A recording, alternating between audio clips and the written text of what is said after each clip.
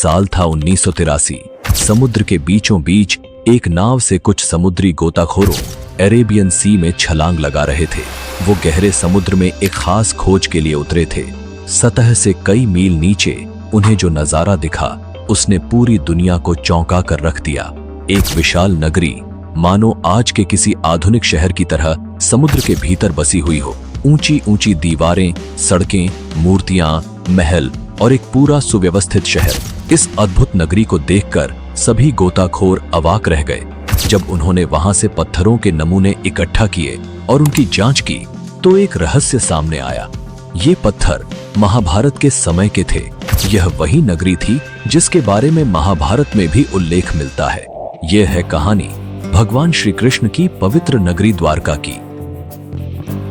लेकिन आगे बढ़ने से पहले इस वीडियो को एक लाइक करके चैनल को सब्सक्राइब जरूर कर लीजिए, क्योंकि ये आपके लिए 1 सेकंड का काम है, लेकिन इससे हमारी काफी बड़ी मदद होती है।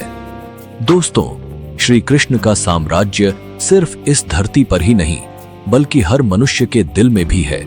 लेकिन आज हम आपको एक अदृश्य साम्राज्य के दर्शन कराने जा रहे हैं, जो धरती की सतह पर नहीं बल्कि समुद्र की गहराइयों में छिपा हुआ है।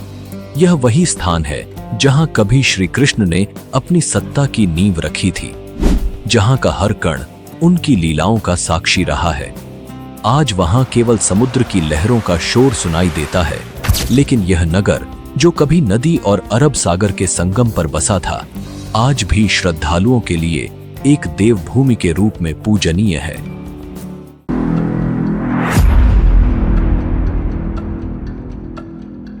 विष्णु जी के 4 धामों में से एक द्वारका गुजरात के जामनगर जिले में अरब सागर के किनारे बसा एक छोटा सा शहर है, जहां लाखों कृष्ण भक्त दूर दूर से भगवान की एक झलक पाने के लिए आते हैं।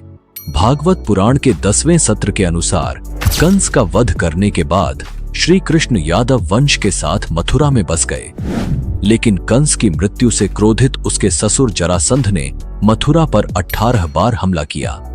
इन लगातार हमलों से परेशान होकर श्री कृष्ण ने मथुरा छोड़कर एक नई नगरी बसाने का निर्णय लिया। उन्होंने समुद्र के बीच एक विशाल शहर के निर्माण का आदेश दिया, लेकिन इसके लिए समुद्र देवता की अनुमति आवश्यक थी। तब श्री कृष्ण ने समुद्र देवता की आराधना की, जिससे प्रसन्न होकर समुद्र देव ने उन्हें 12 योजन भूमि प्रदान की। इसी धरती पर भगवान विश्वकर्मा ने द्वारका का निर्माण किया। द्वारका एक अत्याधुनिक नगरी थी, जिसकी योजना और वास्तुकला आज की शहरी संरचनाओं को भी पीछे छोड़ देती है। सड़कों से लेकर सोने के महलों तक बड़े दरवाजों, बगीचों और तालाबों को अत्यंत सुंदर ढंग से निर्मित किया गया था। इस नगरी के केंद्र में श्री कृष्ण का महल था, जो सबसे आकर्षक और भव्य इमारत थी। जब द्वारका का निर्माण पूरा हो गया, तब श्री कृष्ण ने अपनी योग माया से पूरे यादव वंश को मथुरा से द्वारका ले आए। इसके बाद उन्होंने मथुरा जाकर जरासंध और कालयवन से युद्ध किया और विजय प्राप्त करने के बाद द्वारका लौटकर अपने परिवार के साथ सुख समृद्धि में जीवन व्यतीत करने लगे।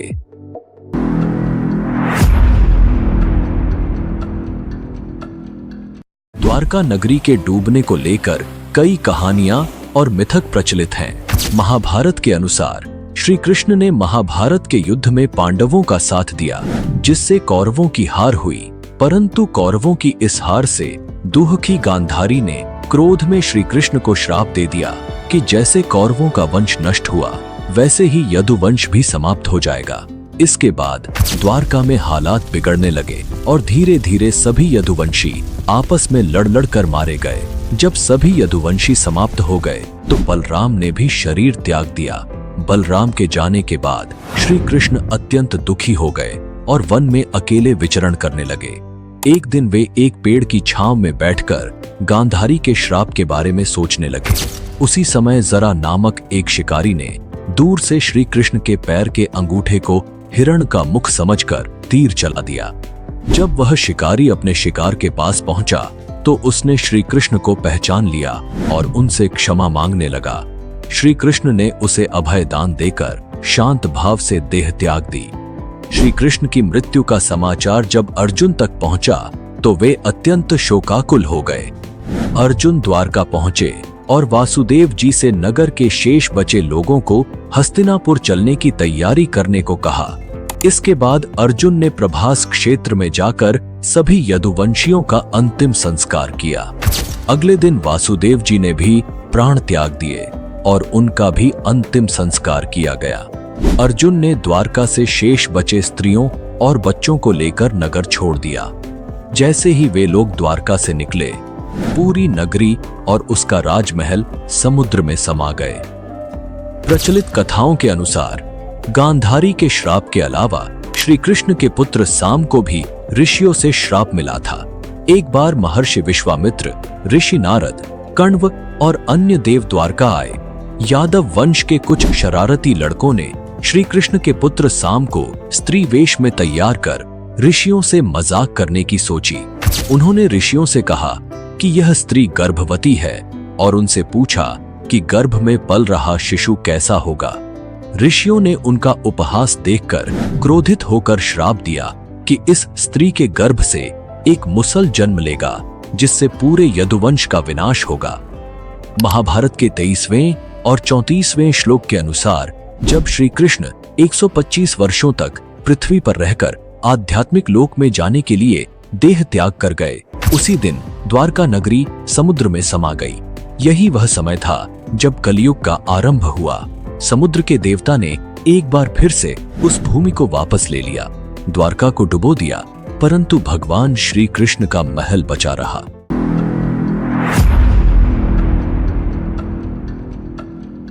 दोस्तों, द्वारका आज भी एक रहस्यमय नगरी बनी हुई है, लेकिन वर्तमान में इसके समुद्र में छिपे अवशेषों की खोज की जा रही है।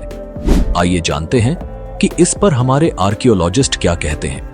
महाभारत के अनुसार प्राचीन द्वारका समुद्र में डूब गई थी और इस कारण यह आज एक महत्वपूर्ण पुरातात्विक स्थल के रूप में उभर रही है। सबसे पहले द्वारका के समुद्री अवशेषों पर ध्यान भारतीय वायुसेना के पायलटों का गया, जब वे समुद्र के ऊपर से उड़ान भर रहे थे।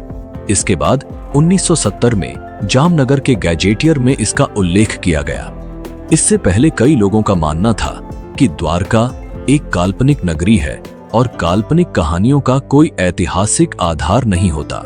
महाभारत के अनुसार श्री कृष्ण ने कहा था कि द्वारका एक ऐसी भूमि पर बसी थी जो समुद्र से निकली थी। जब पानी ने दोबारा अपनी पुरानी जगह पर वापसी की तो पूरा शहर डूब गया।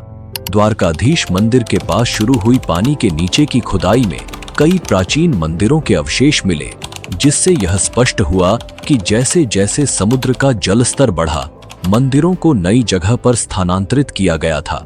इसने प्रसिद्ध भारतीय पुरातत्वविद डॉक्टर एस.आर. राव को प्रेरित किया कि समुद्र के किनारे खुदाई की जाए, जिससे पता लगाया जा सके कि इस डूबे हुए शहर के असली प्रमाण मिल सकते हैं या नहीं। 1979 में डॉक्टर राव और उनकी टीम ने इस खोज की शुरुआत की।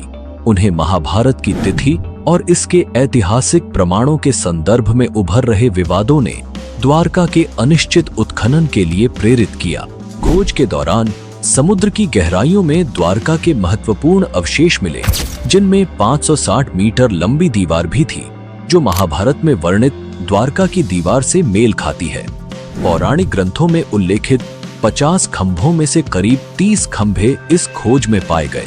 इसके साथ ही उन्हें वहां से कई प्राचीन बर्तन मिले, जिनकी तिथि 1528 से लेकर 3000 ईसा पूर्व के बीच मानी जाती है। खोज में करीब 500 से अधिक प्राचीन वस्तुएं प्राप्त हुईं, जिनमें पत्थर के ब्लॉक, खंभे और सिंचाई प्रणालियों के अवशेष शामिल थे। हालांकि इन खोजों की वास्तविक तारीख को लेकर विवाद जारी है, परंतु यह सबूत इस बात की पुष्टि करते हैं कि द्वारका कोई काल्पनिक नगरी नहीं थी, बल्कि वास्तव में मौजूद थी। भारतीय समुद्र वैज्ञानिकों का मानना है कि पश्चिमी तट पर मिले अवशेष 9000 साल से भी अधिक पुराने हो सकते हैं। 2005 में भारतीय पुरातात्विक सर्वेक्षण द्वारा द्वारका नगरी की खोज फिर से शुरू की गई।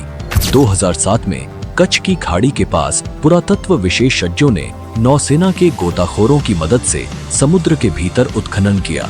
वहां से उन्होंने चूना पत्थरों के खंडों को खोजा, जो एक विशाल और समृद्ध नगरी के संकेत थे। इसी खुदाई में सिक्के और कलाकृतियां भी मिली, जिनकी तारीखें समुद्र में मिले अवशेषों से मेल खाती थीं।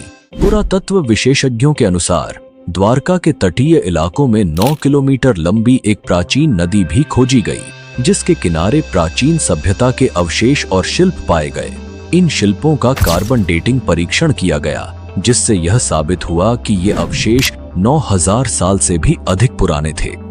समुद्र के भीतर मिले शिल्पों ने यह भी संकेत दिया कि द्वारका एक प्राचीन बंदरगाह था, जो 15वीं से 18वीं शताब्दी तक भारतीय और अन्य क्षेत्रों के साथ व्यापारिक संपर्कों में सक्रिय भूमिका निभाता था।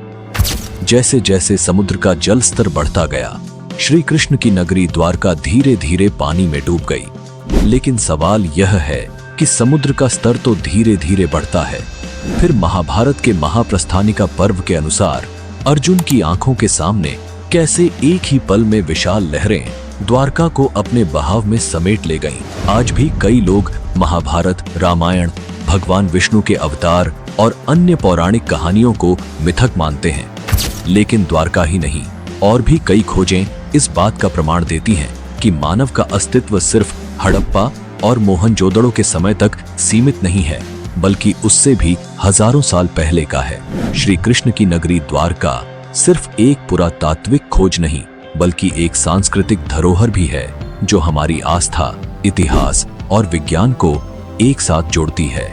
जैसे जैसे हम आगे बढ़ते हैं, हमें यह याद रखना चाहिए कि प्राचीन सभ्यताएं और उनके अवशेष हमें सिर्फ हमारी संस्कृति का अंश नहीं, बल्कि उस समय की महानता और बौद्धिकता की झलक भी देते हैं। अगर आपको यह वीडियो पसंद आया हो तो इसे लाइक और शेयर करें और हमें कमेंट में बताएं कि आप और किस विषय पर जानकारी चाहते हैं। ऐसी ही अनसुनी, अनकही और अनदेखी कहानियों के लिए हमारे चैनल को सब्सक्राइब करें।